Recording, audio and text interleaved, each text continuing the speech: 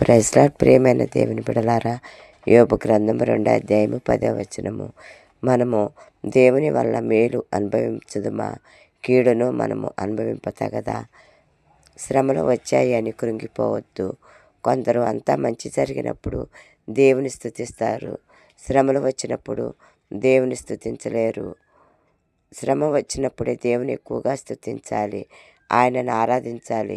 శ్రమలు వచ్చినప్పుడు దేవుడు మనలను విడిచిపెట్టరు, అప్పుడే మనకు ఇంకా దగ్గరగా ఉంటారు.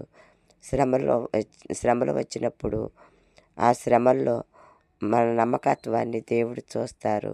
నా బిడ్డకు శ్రమలు వచ్చాయి, నన్ను విడిచిపెట్టకుండా నా మీద ఆధారపడుతుందో లేదో అని గమనిస్తూ ఉంటారు. ఏబు గారిలాగా ఎన్ని కష్టాలు వచ్చినా యెహోవా ఇచ్చెను, యెహోవా తీసుకొని పోయెను, ఆయన నామమునకే స్తుతి కలుగునుగాక అని దేవుని మహిమ